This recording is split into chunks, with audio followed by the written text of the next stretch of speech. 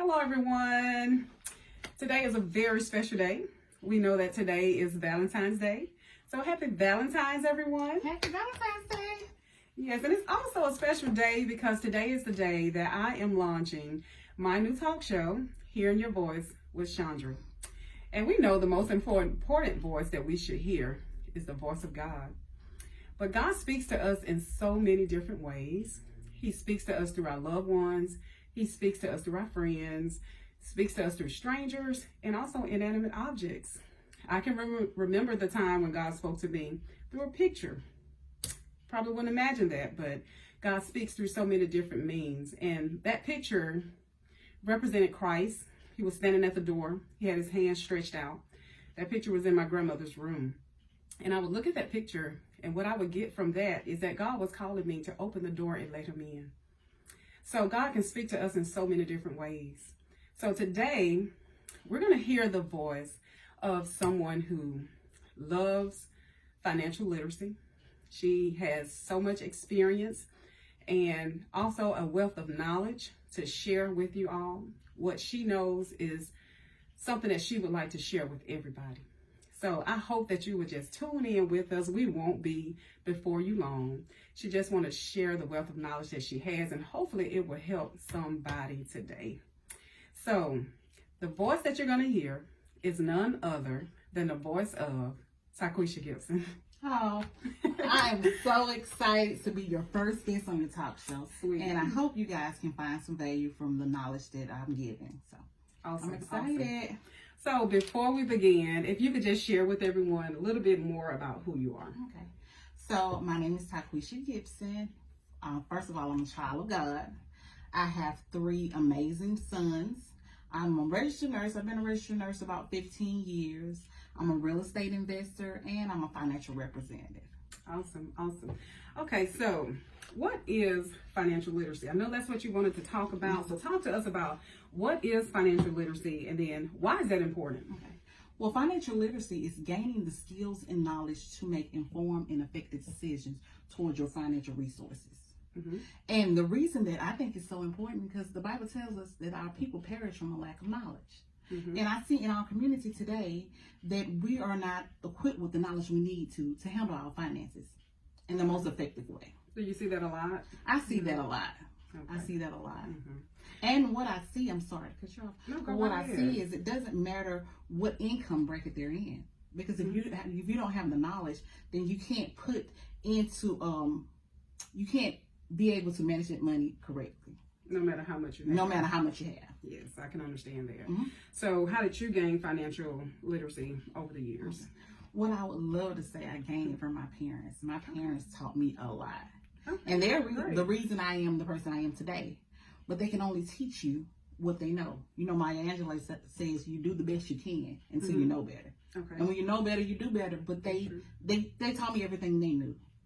And I wish I could say school, but school really, it didn't teach me. When I went to the military at 19 years old, and they taught us a lot of financial concepts. Mm-hmm. And those concepts were ones that I carried on throughout life. But the problem was, even though they taught me those concepts, they didn't teach me how to implement it. So it was later on that I had to learn how to implement those concepts. Through the experience, huh? Through experience and seeking out knowledge. Okay, sweet. So how do you make this information valuable in the eyes of others? Well, how can they see that this is valuable information? What do you do? Well, to me, I just go out and we do seminars. I do one-on-one counseling with people and families. And really, you can't make knowledge valuable to people. It has to be valuable to them already. I can present them with the ideas and the knowledge, sort of like planting seeds. Mm-hmm. And when they're ready, you know, they come back to me and we can maybe work out a financial plan for them. But it starts with them. I just let them know that I'm there for them. Okay. And when they're ready, we can make the plans. Awesome. Awesome. So as a result of your financial literacy, what investments have you made? Okay, good question. Good question. Well, the investments I made, I have, like I said, I have 3 kids. Education is extremely important to me. So I started saving early on for their college. It's a plan called College 529 plan. Was that through a bank? No, it was through a financial institution But you know, some people save through banks. That was my preference because I, you know, was able to get a better interest on it for my kids.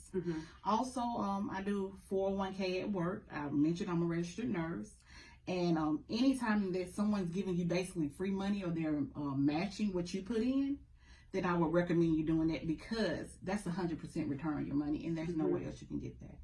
I also do Roth IRA outside of work, and then I have some real estate property, so I do the real estate investment.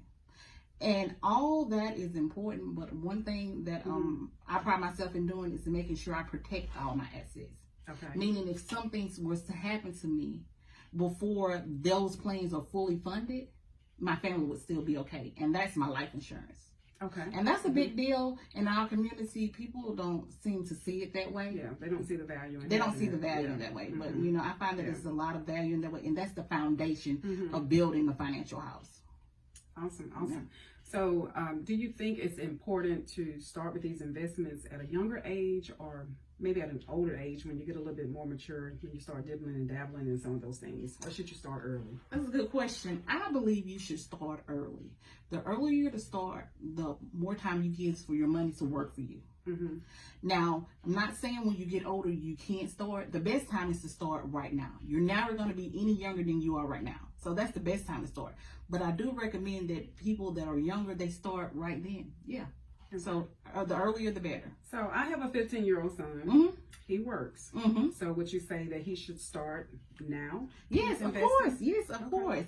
I would say he should start now by saving everyone 10% of their income. And since he's 15 years old, you know, you can start having him a little savings account. And so when he gets old enough and he can put it in an investment account, he does that.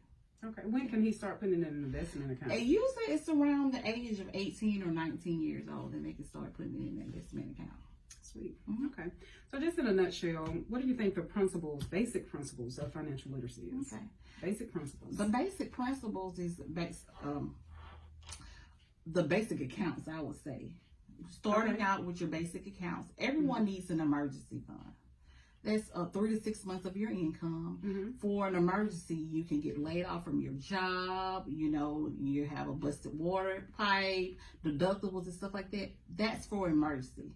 Then we have what's called lifestyle accounts. That's for your vacation, your holidays and stuff like that. Then we have the retirement account or the wealth building account. That's for the home purchases, your retirement account and stuff like that. Those are the 3 basic accounts you need.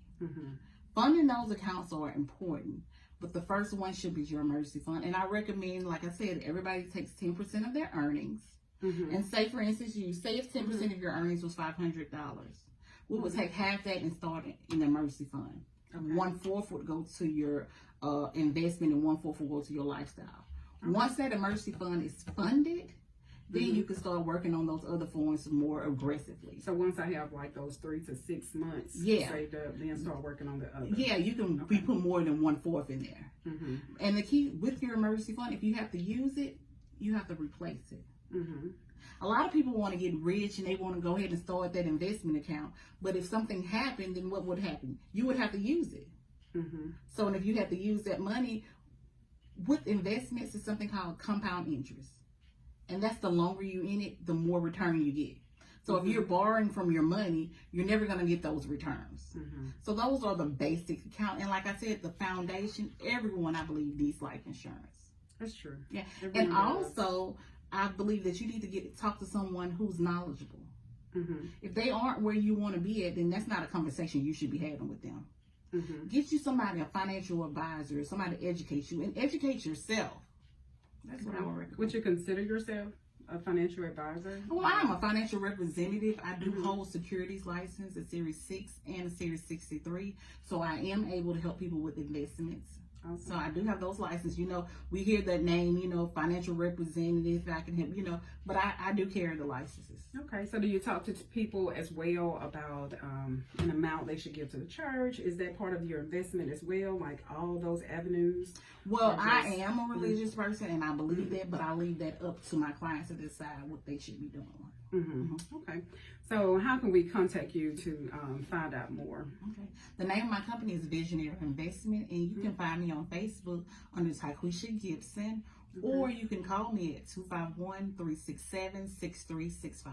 Awesome. And what's that company name again? Visionary Investment. Visionary Investments, guys. So if you want to find out more, please contact Tyquisha Gibson. She has given you her information, and that number again is 251-367-6365. All right, guys. So let's get financially literate. Let's make sure that we're making wise financial decisions and that we're, saving up for our family. It's all about building that financial foundation and building wealth. So if you would like to learn more, here she is. Here's the information. Get in contact with me if you didn't write the information down, and I'll be glad to hook you up with her.